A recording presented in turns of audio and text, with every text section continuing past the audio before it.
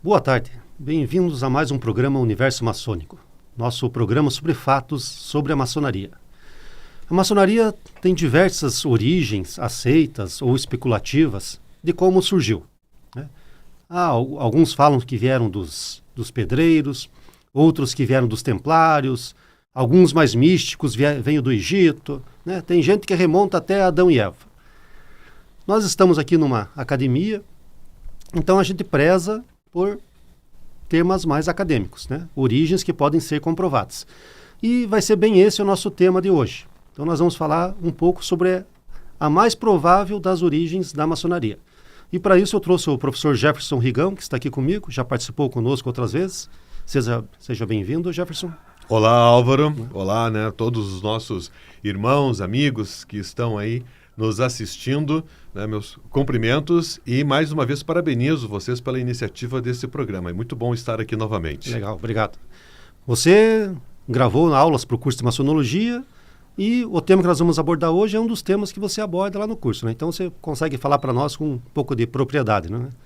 Então, esse é um tema interessante. Eu convido a todos a imaginarem o seguinte. Imaginem uma árvore. Tá? Então, nós temos lá a árvore, a parte que está acima da terra. Você tem o tronco, você tem os galhos, as flores, os frutos. Então, imagine como essa árvore sendo a maçonaria. Então, o tronco é a instituição que dá suporte a tudo. Os galhos, né, seriam as obediências, as folhas, as lojas e os frutos, os maçons. Mas o que sustenta tudo isso? Da onde que origina tudo isso? É das suas raízes. Então agora vamos imaginar embaixo da terra desta árvore.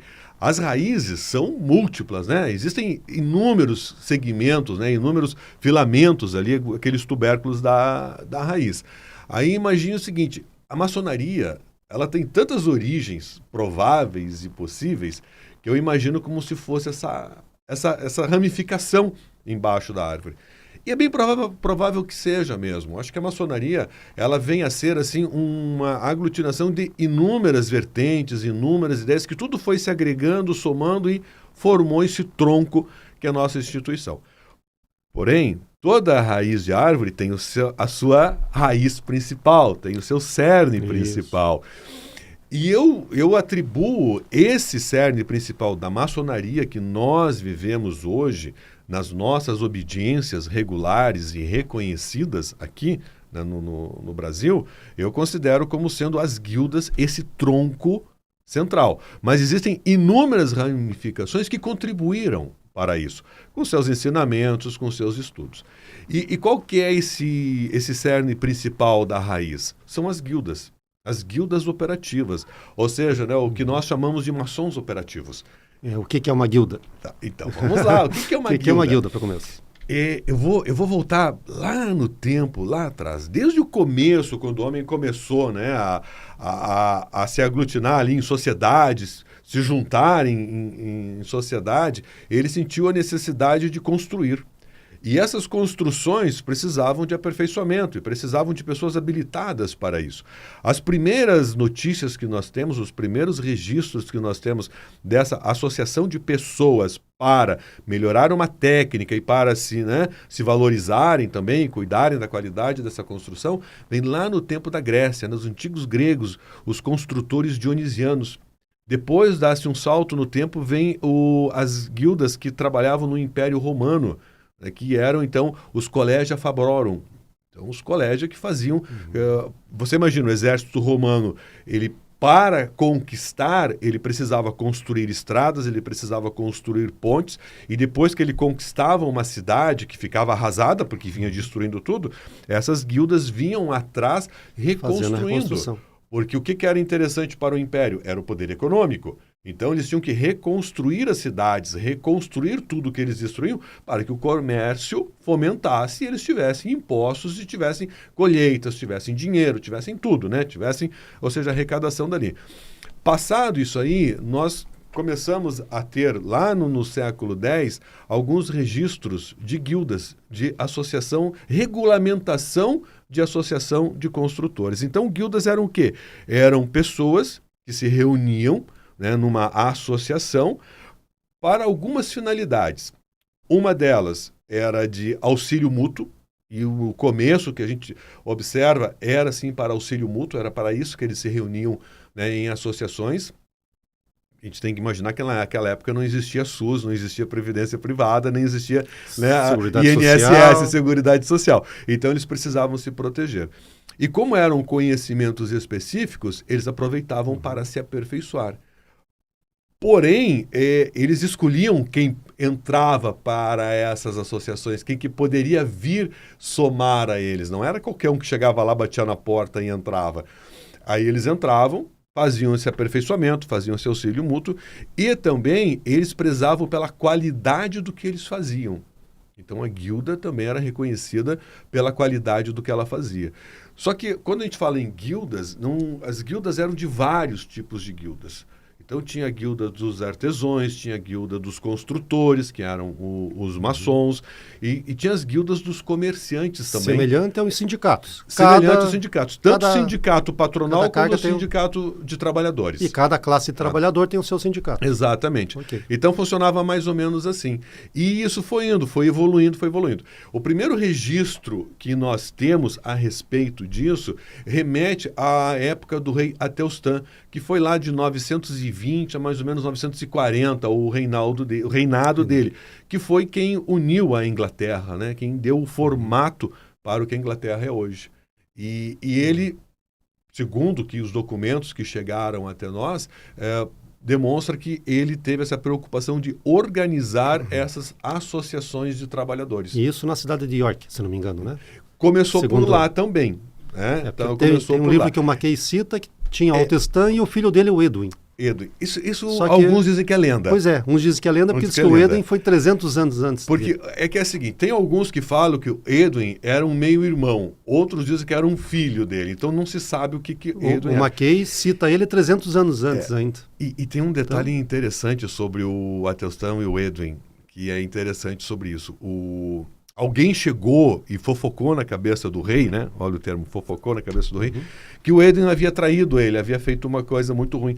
E o rei mandou matar o Edwin. Aí os caras foram atrás do Edwin, pegaram ele, colocaram num barco, foram para o meio de uma lagoa muito grande lá e afogaram ele. Só que enquanto estavam fazendo isso, o rei ficou comprovado para ele que era tudo mentira, que era tudo fofoca. E o rei mandou imediatamente um mensageiro para que abortasse essa pena que ele deu para o Edwin. Só quando ele chegou, o Edwin já estava morto, não deu tempo. Mas são lendas, né? São lendas. A nossa história, digamos assim, é recheada de lendas. Mas o interessante comentar é que as guildas, elas não são, digamos assim, uma exclusividade da Inglaterra. As que nós tomamos como referência são as da Inglaterra. Mas na Europa toda existiam as guildas. Era uma prática comum. Era uma prática comum. Cada país. Né? Lá os Muratori na Itália, os Steinmetzen na Alemanha, eu ia dizer os companhonagens na França, mas os companhonagens eram um pouco diferentes. Apesar de que a estrutura deles se assemelha muito às guildas inglesas e os Steinmetzen da Alemanha. Mas eles tinham uma estrutura diferenciada, porque os Steinmetzen não eram somente as guildas de construtores propriamente dito, tinha os construtores da madeira, da pedra, tinha os vidraceiros, os artesãos, os cortineiros, quer dizer, não os cortineiros, os tapeceiros, digamos assim. Então, eles havia, né, constantemente na Europa toda, havia essas estruturas de associações que faziam, então, esse cuidado, não só de proteção do trabalho, das técnicas, mas também de proteção de auxílio, né, de saúde, auxílio de assistência às viúvas quando o operário, né, viesse a morrer, mas também essa questão da proteção da qualidade do trabalho. Mas e quem controlava isso? Como é que funcionava? Tinha um chefe da guilda ou... Isso, tinha o patrão, tinha o dono da guilda? Vamos lá. Qual que era a estrutura organizacional, vamos dizer assim, né, da guilda? A guilda, basicamente, ela tinha os aprendizes, haviam lá os aprendizes que trabalhavam.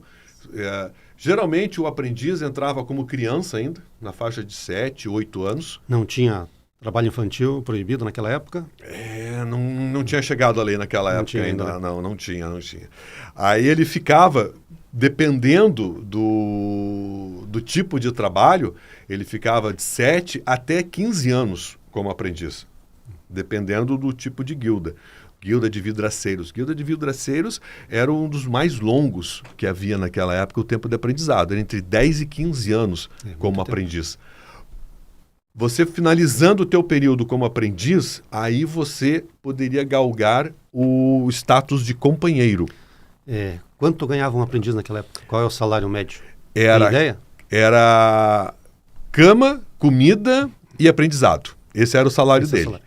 Esse era o salário que ele recebia. Então, ele fazia uma série de juramentos, né, de compromissos com o... Aí, então, vamos lá. Então, era o aprendiz, o companheiro, e tinha o mestre da guilda. O mestre. Era o responsável, Era o responsável pela obra. O mestre de obra hoje, o pedreiro pela mestre de guilda. obra. E aí, o aprendiz, então, ele fazia um juramento de nada revelar, ele fazia um juramento de fidelidade. Não era só esses juramentos que ele fazia outros também, porque nós temos que imaginar o seguinte: essas guildas, elas foram evoluindo de maneira tal que elas eram muito ligadas à igreja. A igreja, depois que passou a ser a religião oficial do Império Romano, e mesmo depois da dissolução do Império Romano, a igreja, ela começou a tomar assim um vulto muito grande na Europa. E nós temos que imaginar com a cabeça daquela época. Então, naquela época, os reis, eles faziam tudo consultando o bispo, o cardeal, o papa, era tudo muito ligado à igreja. E os maiores demandantes de construções naquela época era a igreja. A igreja precisava construir seus monastérios, suas abadias, suas catedrais, enfim, a igreja era um dos maiores clientes das guildas de construtores. No começo, tem-se o registro que os próprios monges eram os construtores. Só que não era esse o negócio dos monges, não era ir lá quebrar pedra. Não vamos misturar os negócios, né? Não vamos Você misturar vai as pregar... coisas, né? Ele tem que cuidar da construção humana, né? Exato. Da construção da sociedade, da fé das pessoas. Aí começaram a aparecer as confrarias leigas. Mas o que acontecia? Eles estavam lá construídos. Nós temos que lembrar que naquela época não levava-se 2, 5, 10 anos para construir uma grande catedral. Levava-se 100 anos, muitas vezes. 200 anos para se construir. Então você imagina que tinha gente que nascia, crescia, trabalhava e morria dentro da construção de uma grande construção dessas. A catedral lá de Duomo, a Duomo de Milão, por exemplo, levou 190 anos para ficar pronta. Era muito tempo. O que acontece com isso? Então, esses monges, no início, eles iam ali se aperfeiçoando, começaram, né, a ter os leigos que vinham trabalhar com eles, começaram a aparecer as confrarias leigas, daí, né, as guildas leigas. E eles iam trabalhando e se aperfeiçoando, só que sempre precisava de mais gente. Então, para isso é que eram admitidos os aprendizes. Então, ele jurava a fidelidade ao mestre, ele jurava que não iria revelar os aprendizados que ele iria receber, até para não criar concorrências, né? Ele jurava fidelidade à igreja, então ele era fiel à igreja. Ele jurava que não iria se envolver com mulheres, que ele não iria fornificar enquanto aprendiz.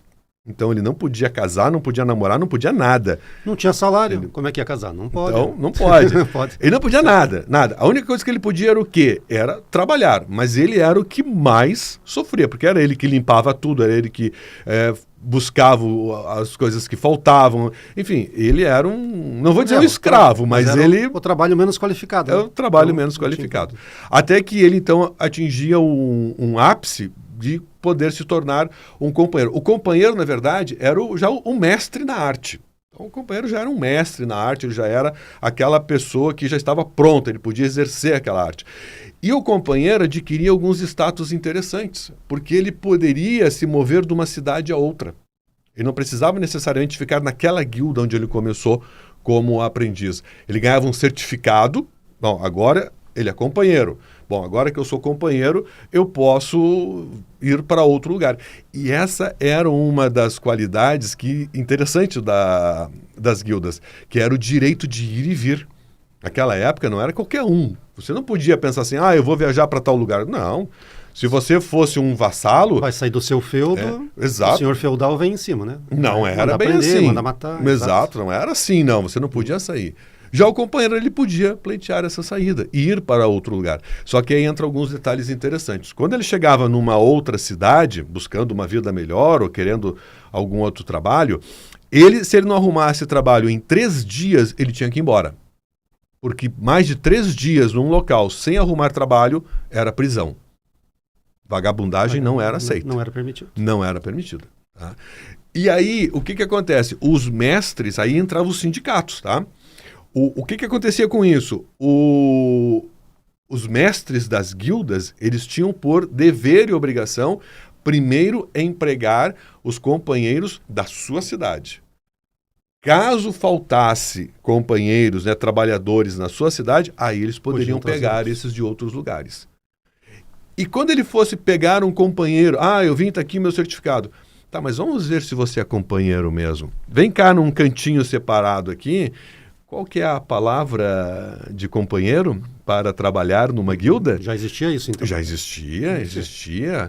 Não era só a habilidade de trabalhar. Não era só habilidade, não. Ele precisava comprovar que ele havia passado pelo processo, né, de aprendizagem e havia passado pela iniciação, né, a elevação ou a passagem de aprendiz para companheiro. Se eu não me engano, tem um filme do Robin Hood bem antigo que mostra isso. Na verdade, exatamente. Ele só mostra ele dando as palavras de um maçom para ele se tornar um maçom. Exatamente. Para ele poder ir em qualquer... E o personagem do filme ainda fala, agora você pode ir em qualquer lugar que todo mundo vai te reconhecer como um maçom. Exatamente. E você tem essa liberdade de ir e vir. Uhum. E essa foi uma das coisas, avançando até um pouquinho no tempo aí, que fez com que muitas pessoas que não eram pedreiros, que não eram talhadores da pedra, digamos assim, se interessassem em entrar nessas guildas. Porque as guildas, elas tinham assim umas benesses muito interessantes. Elas tinham a liberdade de reunião. Você imagina, numa monarquia daquela época, você ter liberdade de reunião. Qualquer outro que fizesse reuniões, estão tramando contra o rei. Estão tramando um golpe. Não era proibido, na maioria dos lugares, né, dos reinados, era proibido. A gente tem que imaginar que naquela época os reinados não tinham configuração de países como nós temos hoje. Então nós tínhamos vários reinados, vários. A Itália, por exemplo, era uma colcha de retalho de reinados. A própria Inglaterra era assim também, uma colcha de retalho com vários reinados. O que acontece com isso? Então, essas guildas, elas tinham o poder de reunião, né? Elas tinham o direito de reunião, elas tinham o direito de ir e vir e tinham isenção de muitos impostos. Quem que não queria isso naquela época? Mas, e a pergunta, tinha regulamento para isso? Porque existia a guilda, mas tinha o rei, tinha seu feudo, depois começou a formar países maiores. Alguém regulamentava isso? Um dos grandes exemplos dessas regulamentações, nós temos, por exemplo, foi em 1356, com a fundação da Companhia dos Pedreiros de Londres, que foi uma regulamentação. Estava muito bagunçado o negócio, justamente isso aí que você falou, né? Mas como que é isso, como que funciona, como que regula, como que não regula isso, aquilo. Aí, na época, o prefeito de Londres, vamos regularizar isso aqui. Aí chamou, né, os mestres de várias guildas, tanto de construtores da pedra como de construtores da madeira, 12 de cada um, se eu não me engano, agora, o número que ele chamou, e vamos escrever as regras. E o mais interessante, essa Companhia dos Pedreiros de Londres existe até hoje. Se você procurar no Google ali, né, dá um Google aí, Companhia de Pedreiros, né, de pedreiros ou maçons de Londres, você vai encontrar o site deles, e lá no site deles você vai encontrar algumas coisas interessantes. Primeiro, toda uma questão de regulamentação, né, de construção, e eles fazem questão de dizer que eles foram fundados em 1356, mas eles não têm nada a ver com a maçonaria especulativa. Eles continuam sendo maçonaria operativa. Legal.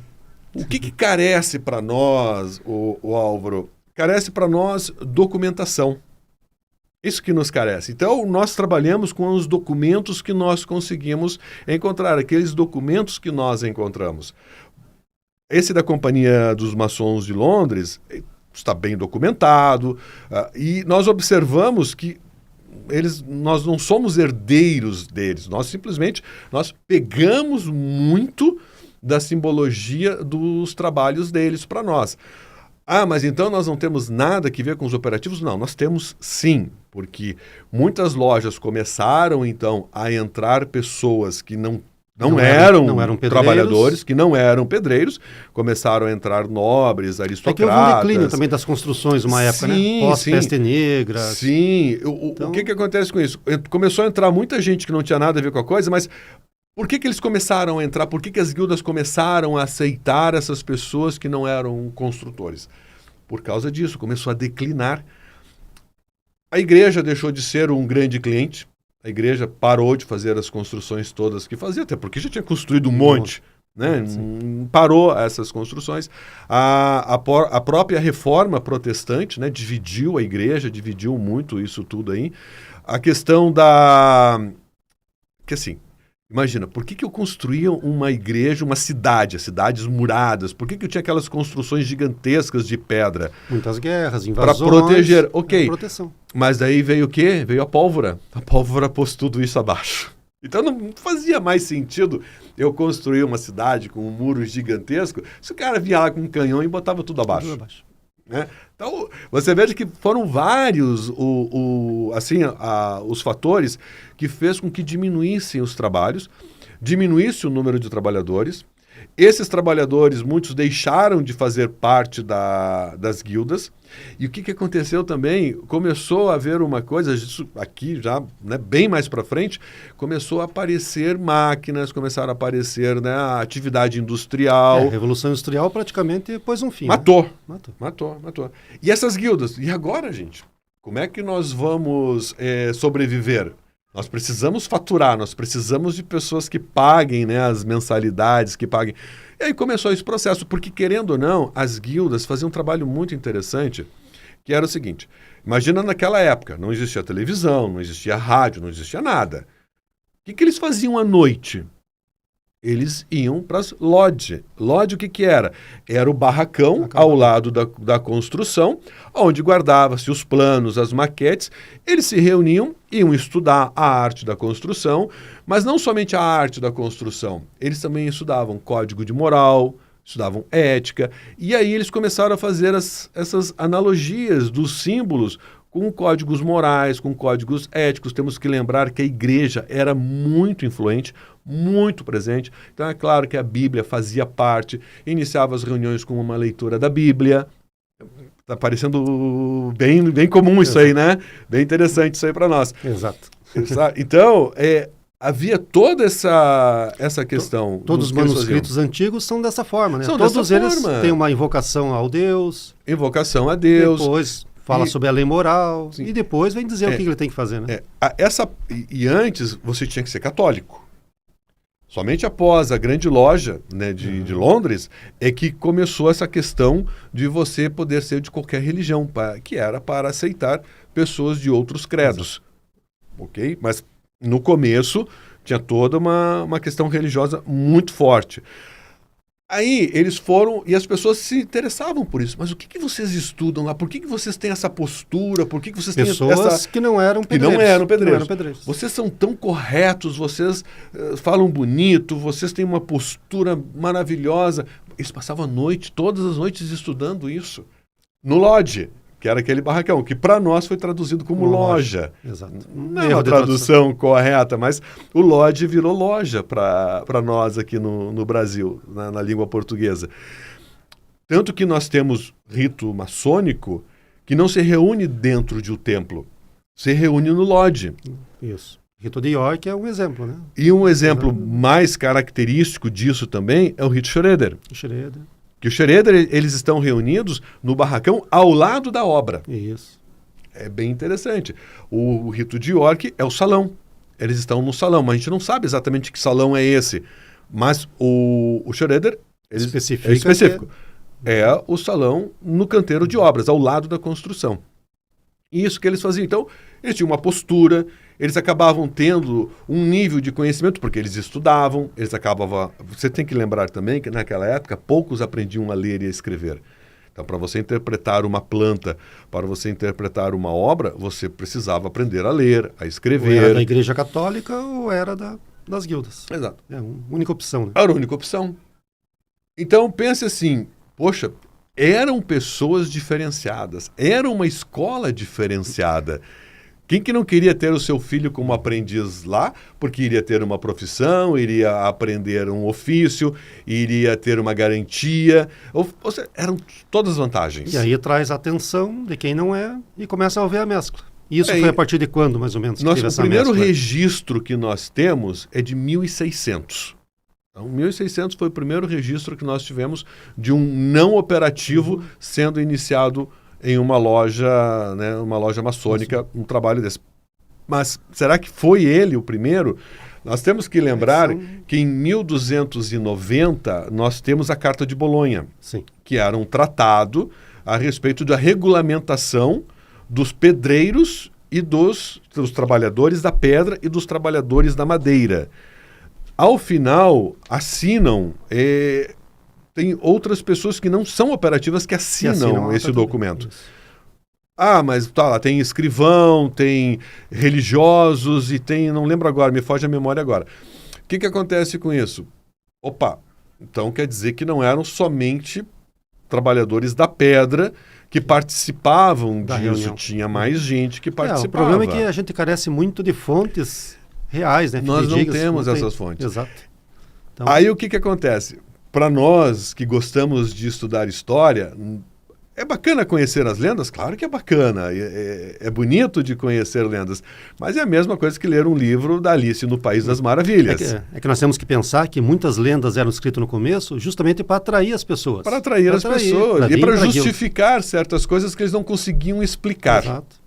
Para isso por isso que surgem as lendas. Exato. Para você explicar coisas que você não tem como fundamentar. E o que acontece? Nós precisamos nos basear em fatos. E esses fatos que nós buscamos são os documentos. E os documentos são escassos. São muito escassos. E o primeiro registro que existe mesmo é 1600 apenas. Pode ser que tenha tido antes, como você falou. Pode ser. É a mesma coisa. A maçonaria especulativa, ela começou em 1717 ou 1721, que uns que... Isso. Tem essa briga aí da data. Ela nasceu quando ela foi gerida ou quando foi parida? Tem essa questão aí. Porque também não temos uma ata de 1717. Não temos. Na ata de 21 é que é mencionado o ano de 1717. Isso. Só que daí eu vou fazer um paralelo com quem acha que o homem não foi à Lua. Né? O americano não foi à Lua em 1969. Só que os russos, por que os russos não falaram então? Eles não foram na Lua. Porque os russos já estavam em órbita, eles também saberiam se o americano não tivesse ido. Eles desmentiriam. Desmentiriam. Então a mesma coisa de 1717, a gente pode utilizar a loja dos antigos, que surgiu depois. Por que o Lauro Sidermonte, na época, não falou assim, não foi naquele ano, não foi naquele bem depois. ano, não. Foi depois. Exatamente. Então é isso. Só porque a gente não tem um documento oficial, às vezes, não quer dizer que não esteja correto. Mas o que acontece com isso? Então, em 1717, já existiam inúmeras lojas. Existiam várias lojas, mas 3 resolveram botar ordem. Resolveram, vamos organizar isso aqui, vamos dar algumas diretrizes para que nós tenhamos uma coisa mais organizada. O inglês ele tem muito essa questão da organização. Mas na época eles se reuniam para comer e beber. Ok, mas era um beber e comer organizado. Essa que é a questão. Não é que nem, por exemplo, não quero falar mal do francês, mas o francês começou a proliferar grau à torta direito. Certo? Quando a maçonaria, essa maçonaria especulativa chegou lá, eles gostaram tanto da coisa que começou a vir os ritos de altos graus. Mas aí já é outro papo. Voltando para as guildas. Houve essa evolução das guildas, então nós tínhamos lá os aprendizes, os companheiros, o mestre da guilda, e nós tínhamos também não vou dizer grão-mestre, mas o que eu encontrei nos livros era chamado de jurado. Jurado o que era? Os mestres se reuniam e elegiam um representante deles, que era um representante para tratar diretamente com a nobreza. Perfeito. os assuntos e fiscalizar as guildas, fiscalizar se elas estavam seguindo a qualidade, se elas estavam seguindo as normas, se elas estavam seguindo as leis. Até porque uma obra gigante como uma catedral não era um mestre apenas. Não era Eram um vários mestre. mestres para Eram cada vários, setor. exatamente. Para cada parte da construção. Eram várias guildas trabalhando ali. Exato. E aí, o jurado, ele tinha uma abrangência, né, muitas vezes até regional, no sentido, então, mas aí, vocês estão produzindo um produto de qualidade ou não? E outro detalhe interessante, que também era muito fiscalizado. Uma guilda não podia fazer o que outra guilda fazia. Por exemplo, as guildas de... Pegar um exemplo bom para isso são os alfaiates e os reformadores de roupa. As guildas de alfaiates não podiam reformar roupas, eles só podiam fazer roupas novas. As guildas de reformadores de roupas não podiam fazer roupas novas, somente reformar. Olha o ponto que eles chegavam. Cada um no seu cantinho. Cada um no seu cantinho, cada um no se seu mistura trabalho. aqui. Não faça o que eu faço, não venha mexer no meu negócio aqui. Havia esse nível de especialização. E havia, então, lá os que controlavam isso, havia os que cuidavam para que não houvesse problemas de qualidade, às vezes também para dissolver algumas questões, alguns imbrólios entre uma guilda e outra, alguém estava se metendo no lugar do outro, e havia isso aí. Só que é interessante, quando nós começamos a estudar, a pesquisar, isso aí acabou sendo um cargo muito cobiçado. Porque o jurado, ele podia chegar numa guilda, digamos que o mestre daquela guilda fosse um desafeto dele. Ele podia alegar qualquer coisa falha, confiscava aquela produção, confiscava aquele trabalho. E colocava quem ele quisesse na Sim. fazer. E, por exemplo, se fosse uma guilda de alfaiates, por exemplo, né? Porque agora estamos falando de guildas de um modo geral, né? Poderia confiscar todas as roupas que ele havia produzido por algum motivo ou outro, confiscava as roupas, e o jurado tinha o direito de vender esse confisco. Então a gente agora precisamos de uma figura para controlar o jurado. Olha, é muito, Então, é muito interessante todas essas histórias que acontecem aí. Que quando a gente trata de ser humano, pode ocorrer esses problemas, né? Então sempre vai ter que ter alguém para fiscalizar. Um detalhe interessante, vou comentar sobre um ponto bastante sensível em relação a guildas. Hoje, nós maçons, nós pertencemos a uma maçonaria organizada, uma maçonaria regulamentada, onde são iniciados somente homens. Mas naquela época há registro de mulheres nas guildas. Há esse registro. Tanto que a maçonaria feminina é muito antiga também. Começou também, ela se organizou lá na Inglaterra, no século XIX, então ela também é bem antiga. O que acontece com isso? Por exemplo, quando foi feito a Catedral de Estrasburgo, foi uma grande empreitada, durou muito tempo aquela empreitada, foram chamadas várias guildas para trabalhar lá, e lá então não eram os maçons, eram os Steinmetzen. Que aí nós temos aquele pedreiro que tira a pedra lá da pedreira, ele já traz mais ou menos recortada, os aprendizes iam então trabalhar, aparar as arestas daquela pedra, mas o Steinmetzen, que era o operário de cantaria, digamos assim, ele que dava o refinamento, ele que dava aquele brilho na pedra, tanto que quando ele deixava ela perfeita, prontinha para colocar na parede ou para colocar no muro, seja o que fosse lá, ele até colocava a marca dele. Fui eu que coloquei essa pedra, fui eu que fiz essa pedra aqui. Então nós temos algumas etapas aí, né? Os Rogue Masons, né? Então eram os maçons sem a palavra, digamos assim. E esses e lá na construção de Estrasburgo, que o documento que chegou para nós, ele é de 1275, né? Fala inclusive da mestre Sabine, que era uma mulher e que era uma exímia artista. Quando você vê uma catedral, quando você vê uma grande obra dessas, você vai para a Europa e observa, você vê que há detalhes bem trabalhados, tanto nas pedras quanto nas portas de madeiras. Você está dizendo que é coisa de mulher, que foi mulher que fez, não foi o homem que fez. Então. Não, pode ter sido homem, mas também teve trabalho de mulher, isso que eu quero dizer. Que a mulher fez mais bonitinho, deixou mais bem acabado. Eu não sei quem fazia melhor, quem fazia mais acabado, mas que tinha mulher trabalhando, tinha. Isso, nós temos registro. Então, inclusive, vamos fazer 2 à parte, né? Quando você falou de que o maçom colocava sua marca na pedra, é um dos graus que nós temos filosóficos, é o mestre da marca. O mestre da marca, onde você remete à história de você colocar a marca. Inclusive, né, como mestre da marca, você cria a sua marca. Então, exato, é por isso que o nome já fala, né, o mestre da marca. Então, é muito interessante isso aí. Há uma curiosidade, naquela época, alguns registros que chegam para nós, quando havia um grupo de trabalhadores, né, de maçons ali, conversando sobre alguma coisa, sobre a obra, coisa e tal. E quando viam um desses pedreiros, que era um pedreiro sem a palavra, aquele que trazia a pedra da pedreira, que tirava a pedra lá da pedreira e coisa e tal, eles falavam, né? Será que chove? Quando via um desses se aproximando, para mudarem o assunto. Porque se eles estivessem falando alguma coisa da obra, aí que vem a questão da goteira.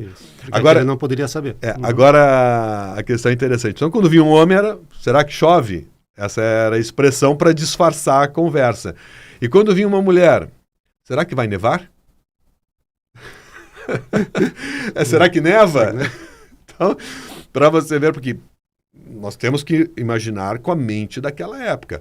Você estava conversando qualquer assunto, se aproxima um homem, você continua com um determinado tipo de assunto. Se é uma mulher que se aproxima, é outro tipo de assunto. Sim. Então, para preparar as pessoas que estavam ali, os trabalhadores... Os desatentos que não viram.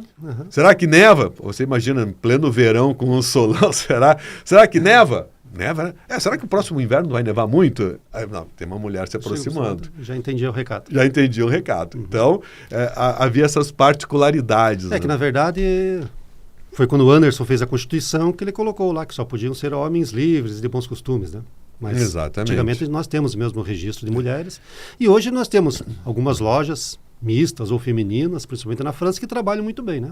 Mas é outro. Onde você falou agora, homens livres de bons costumes, uma coisa interessante é que o aprendiz, para ser admitido numa guilda, ele tinha que ser um jovem de boa procedência, de boa família, de boa reputação. Não era qualquer um. Então, esse era um aspecto que nós temos, foi evoluindo, e hoje, para admitirmos, são 2 princípios básicos. Primeiro, crer no ser supremo e ser livre e de bons costumes. Exato. Vamos colocar um terceiro? Ser homem. Então, ser homem, crente em Deus, né, ou num ser supremo, e livre de bons costumes. Que daí nós podemos admitir de qualquer religião que acredite num ser supremo, acredite num Deus. Acredita num Deus, acredita Exato. Num ser supremo. Não tem problemas nenhum. Inclusive problema foi um nenhum. dos problemas que nós tivemos com a Igreja Católica depois, né? Porque eles não queriam que admitisse isso, né? Exatamente. Primeiro eles queriam saber tudo o que acontecesse dentro da reunião. Eles queriam ter direito de entrar e sair das reuniões. E segundo, que fossem só católicos. Só católicos. Então...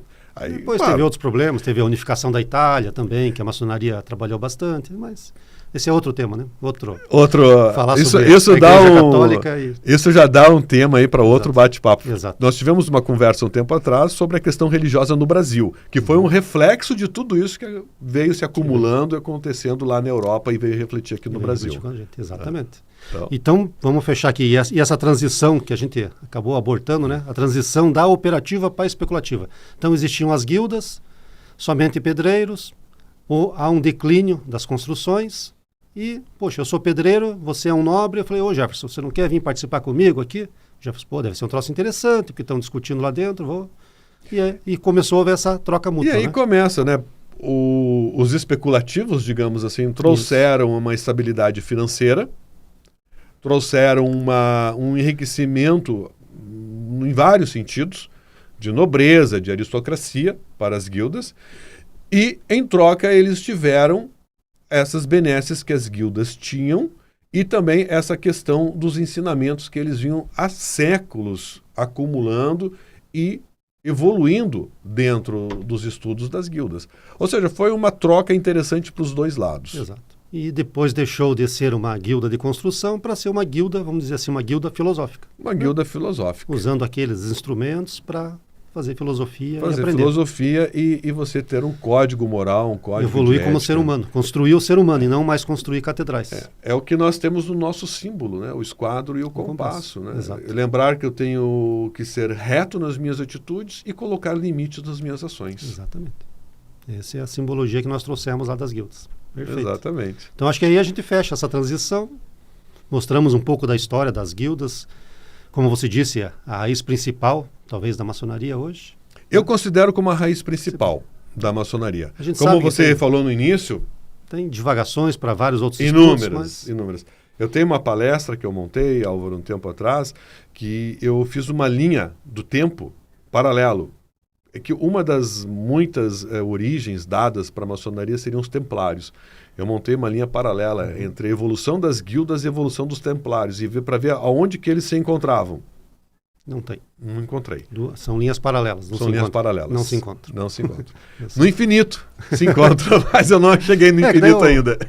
O problema dos templários remete lá ao discurso de Ramsay, né, toda aquela história. Para atrair, para né? atrair para os nobres, porque ele queria ser um nobre. Exato. Aí tem toda uma história história por trás Exato. disso. Dos cruzados e por aí vai. Então, para os nossos ouvintes, a mais fidedigna mesmo, que nós temos mais registros, que veio das guildas. Das guildas, porque nós importamos, nós absorvemos toda a simbologia deles.